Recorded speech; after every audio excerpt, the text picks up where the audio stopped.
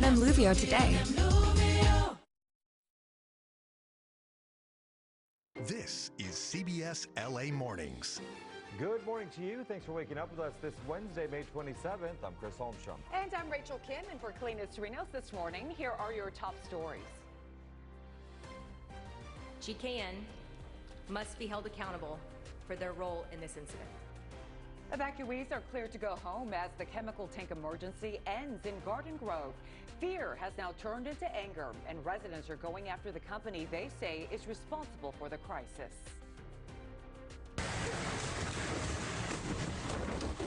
Oh, yeah. Giant tree branch lands on top of a U-Haul truck, and then things, get worse from there. We're going to see the driver go from drop-offs to destruction in just moments. And a wild moment caught on camera. A nature photographer tries to catch some shots of great whites off our coast and ends up getting more than he bargained for. Why a lot of people are scared of the open water. I do not go in the ocean for that reason. Exactly. Good morning, Amber. Happy Hump Day.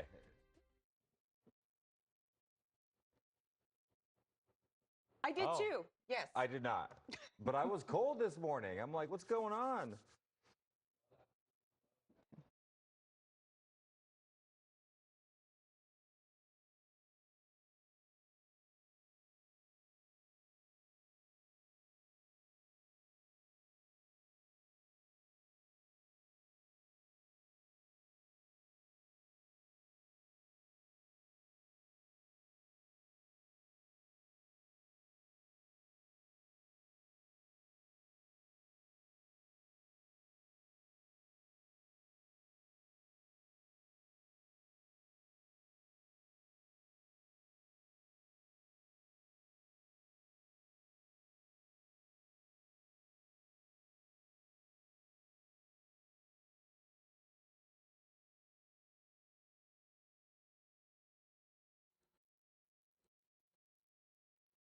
Good morning, Amber. Happy Wednesday. We are taking a live look at the 15 of the Cajon Pass to start off this morning. We don't have a whole lot going on in terms of incidents or anything in your way, but some volume already starting to build here on the 15 freeway. You can see it in our next traffic camera. This is about a 21-minute ride on the southbound 15 from the 395 to the 215.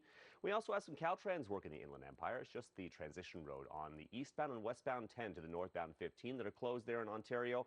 Not going to cause much of a backup on the main line. Westbound side of the 91 starting to build as well. 22 minutes from Tyler to the 241. So far, Orange County looking great. The LA area not too bad either. We'll have more coming up. For now, we'll send it back to you. Okay, Robert, thank you so much.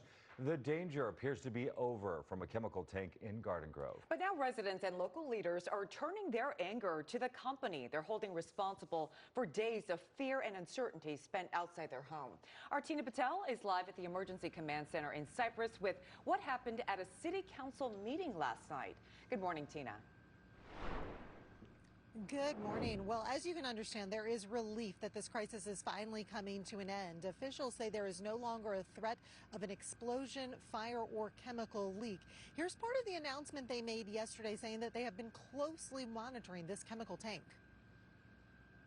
All day long, crews were in and out doing exactly that, checking the temperatures, mitigating the tank next to it, and finishing off those two last check boxes to make everybody comfortable and certain in the command and leadership team that everybody can return home safely. Officials say there is no longer a threat to the public, and that's why they have finally lifted the last evacuations around GKN Aerospace in Garden Grove. MMA, which is a toxic, highly flammable chemical, had been inside that tank, and last Thursday there were concerns that the tank was overheating and there could be a catastrophic explosion. This weekend, they confirmed that a crack near the top of the tank had relieved some of the pressure inside. Crews then removed some of the outer insulation on the tank and found that the temperatures inside had dropped and were holding steady, reducing the threat of an explosion or fire. They say they've also been monitoring the air around the facility and have found no trace of MMA, so health experts say that residents should have no concerns returning to their neighborhoods. But at a special city council meeting last night, hundreds of people voiced anger and frustration over how this crisis was handled. There is a lot more the city and the state and the government should have done for these people. It's shocking to me that a company using MMA for manufacturing was allowed into a populated area. It is the responsibility of every single member on this council to do everything in your power to ensure that GKN is held accountable. Yeah, you can understand all of that frustration. Now, out of an abundance of caution, officials say there is still going to be a 300-foot exclusion zone around that tank, so hazmat crews can continue to monitor conditions. We will, of course, try to get updates on how that is going. For now, there is a closure along Western Avenue in Garden Grove right by that facility. We'll send it back to you. Yeah, all that frustration certainly understandable. Yeah, thank you so much, Tina. Evacuees packed up and went home as soon as they heard the news. We spoke with people who spent days at the Freedom Hall shelter in Fountain Valley. One man had snuck home to get his cat and says it reeked of chemicals. He's not alone. We don't know what's going to be happening at the house, which is like all the chemical that been leaked out before. Now I'm going to go open up all the windows that I can and turn on all the fans and try to stay awake for a while. I feel comforted, but if there's anything wrong, I kind of just don't care. I just really just want to be home at this point. A small radius around the chemical facility is still closed to the public while hazmat teams keep working. And stay with CBS LA as we continue to follow the fallout from the chemical tank crisis. You can always go to cbsla.com for the very latest information.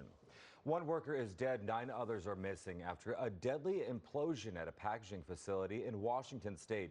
Jared Hill has details on the ongoing danger in the site. Twisted metal left in the aftermath of a disaster in Washington state. We're reporting that a tank imploded. It looks like there's 3 people with a chemical burn. Tuesday morning, a massive tank with a corrosive chemical used to turn wood pulp into paper imploded in Longview, Washington. This has been an incredibly difficult day for our community and for everyone involved. At least one person is confirmed dead, 9 others taken to the hospital, with more still unaccounted for. In the evening, the community gathered for a vigil. Many people's lives are changed forever today. The cause is still a question, but authorities say around 7 local time Tuesday morning, the tank ruptured. In it, a liquid known as white liquor used to make paper. Officials say the tank had the capacity to hold up to 900,000 gallons of the dangerous liquid, and at least 90,000 gallons could still be inside. Crews are actively assessing the structural integrity of that tank and working on plans to stabilize that tank before additional recovery operations can safely proceed. Authorities are also asking the public to stay clear of the area, as Washington's governor says agencies are monitoring any potential environmental impacts. We'll be here to do everything we can to help with the situation, and we'll be here as long as it takes. Jared Hill, Kcal News. Happening today, Matthew Perry's former assistant is expected to face sentencing for his role in the actor's death. Kenneth Iwamasa pleaded guilty to conspiracy to distribute ketamine, causing death nearly 2 years ago. Prosecutors say he bought ketamine for Perry and assisted him in injecting it in the weeks leading up to his death. The sentencing had been previously scheduled for late last month before being moved to today. A Tesla driver known for a series of road rage attacks in Southern California is back behind bars. Nathaniel Radiomac will spend 7 years in prison for a similar attack in Hawaii. It's a much longer sentence than the one he received here in California for 2 separate incidents in 2022 and 2023. 2 LA area victims reacted to his recent sentencing yesterday. For years, there were pleas to keep this dangerous individual from hurting others. While those warnings went unheeded, today we finally have accountability. It is time for Mr. Rademack to be held accountable for his actions. Rademack served less than a year of his 5-year sentence for the LA area attacks. The state says that was because of time served and good behavior credits. A massive tree branch being dragged through a North Hollywood street, damaging car after car, and some of it, as you can see, was caught on video.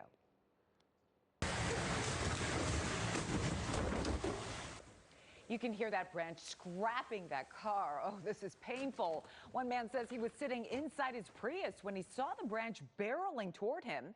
He jumped out just seconds before impact. In all, 12 vehicles were damaged. Now, it's hard for some people to believe that the driver of the U-Haul had no idea what was happening. huge rear view mirrors on both sides. Like, there's no way you couldn't see, and you could feel the truck dragging the tree and hitting all these cars. Really a huge mistake, obviously. Like, it's like one of the dumbest things I've ever seen. Well, police say it appears to be an accident, so no arrest was made. I mean, those trucks are big, but how do you not know you got a full tree driving through the lot right there? You're right. You would think you would notice, but again, I've never been a driver of a truck that size. They're scary to drive. Absolutely. Yeah. I mean, I say this like I've driven one. They look scary to drive, Rachel. I'm good. I don't need to drive one. Yeah, same. All right, 5:09 everyone on this Wednesday morning. So to come, frantic search.